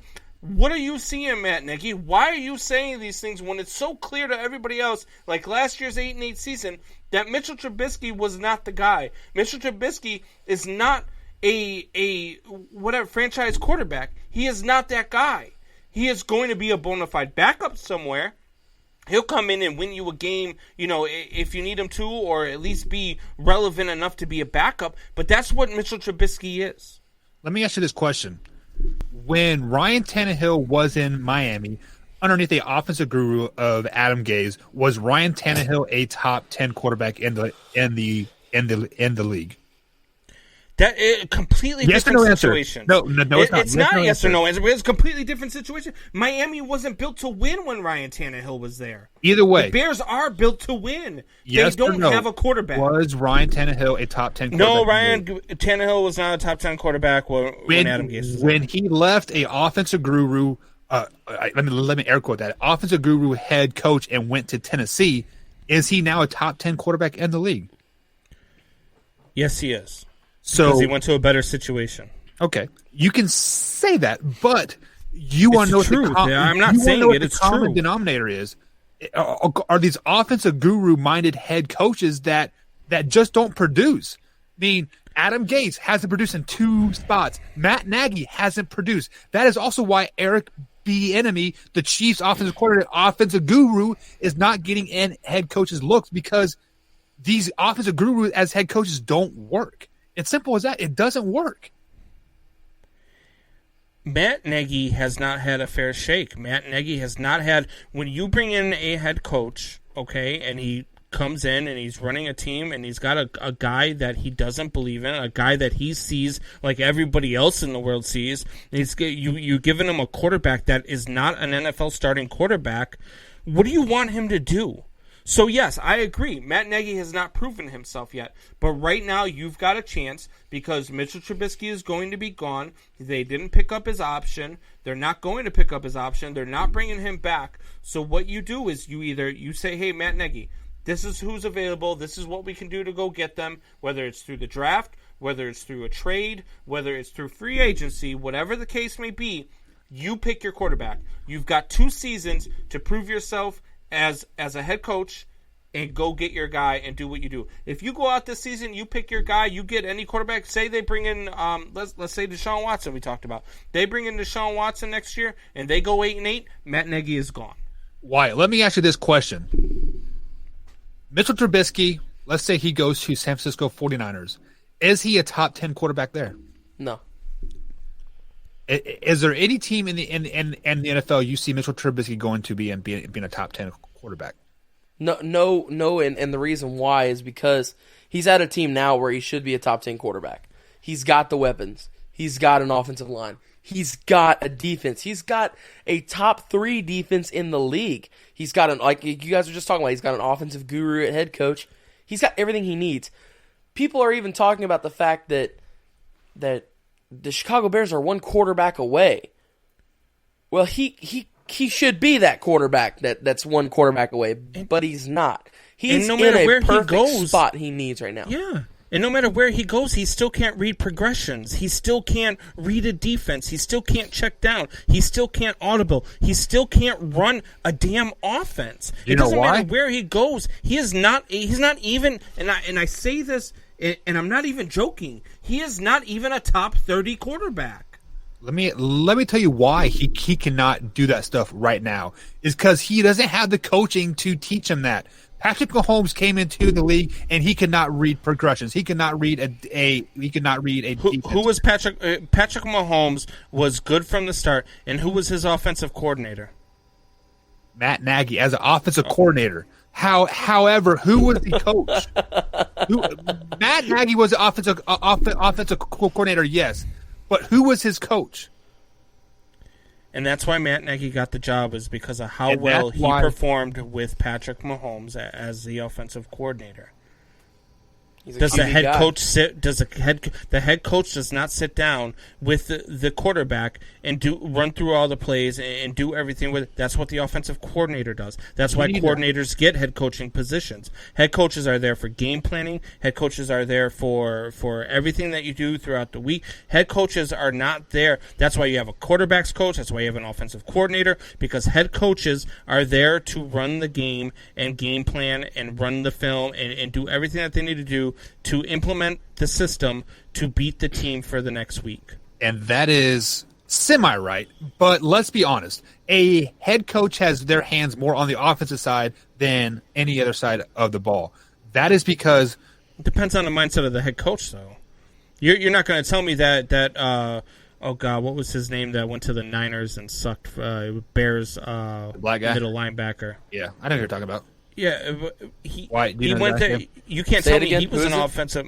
The Bears offensive, or the Bears middle linebacker who coached for the Niners. It was Mike Singletary. Come on, Mike now, Singletary. There you Combs. go. I couldn't think of his That's name. a Bears. That's an NFL legend. That's not just a Bears legend.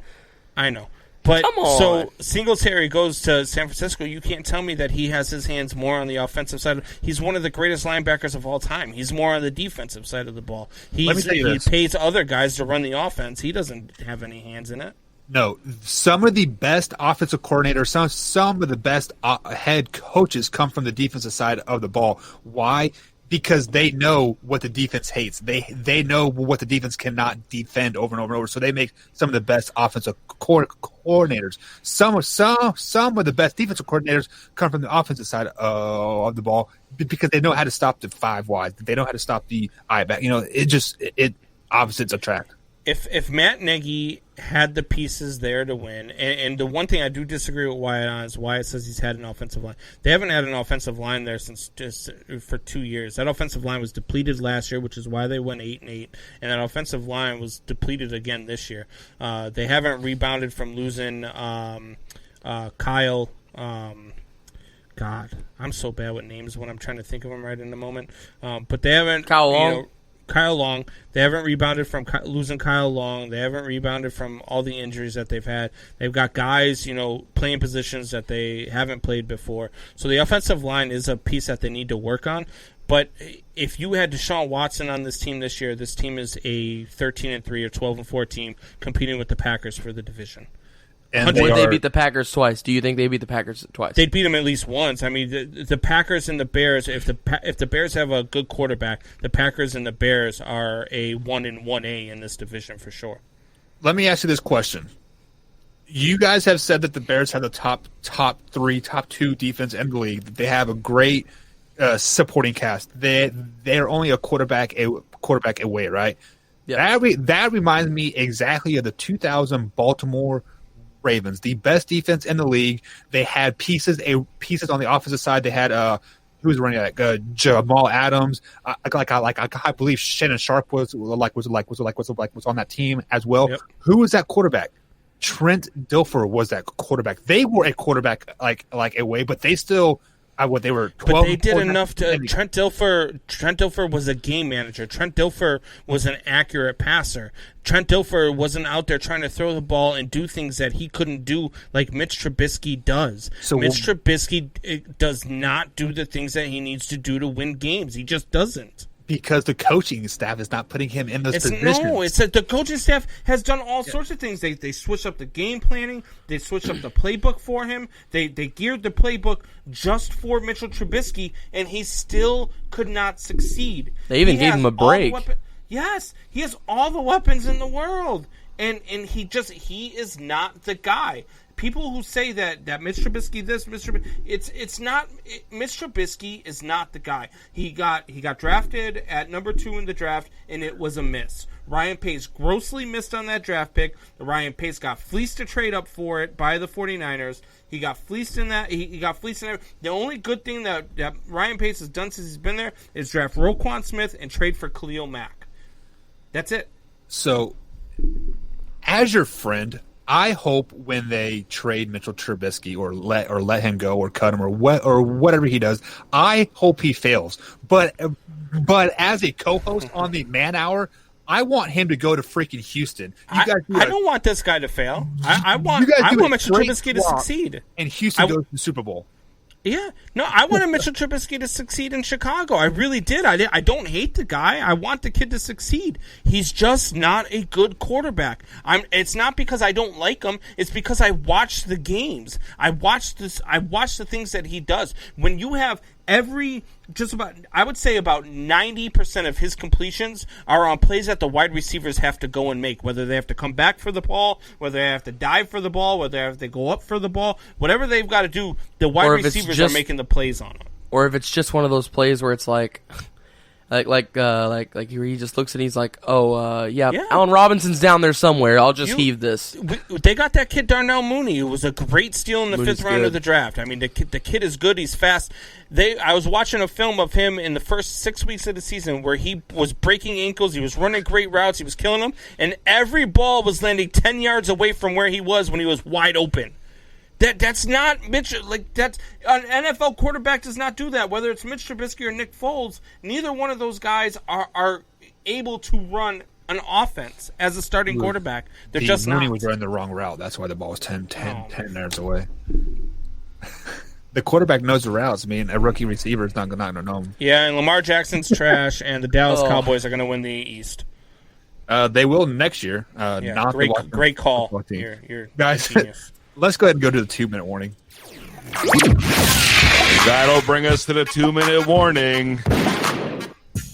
God, you got me all fired up now. So, guys, here on the Man Hour, we like to talk sports and bring in like some man talk as well.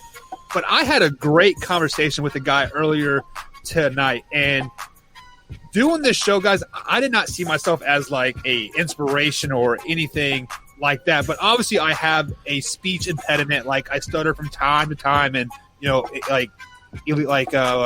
elongate words and like all that stuff. And he said that I was an inspiration to him because he has a speech impediment as well.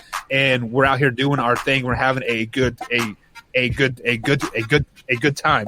So with that being said, we had a hater on the show, and he attacked me for that, and then and then you had a guy that kind of praised you about that as well. So I from just us three talking here, guys, always do your best and just keep doing what you're doing, because there's somebody out there being inspired by you one way or the other. Yeah, and whoever this guy is that is looking up to Buck, look, Buck's a great guy. We'll make fun of him from time to time for his little stutter, but it's always in jest, and he knows we love him. But look up to Buck all you want, just don't listen to any of his takes because they're awful. All right, guys, that is going to be it for the Man Hour. We'll see you guys tomorrow, 8 p.m. East Coast time here at youtube.com/Man Hour. And always, Man Hour, rise up.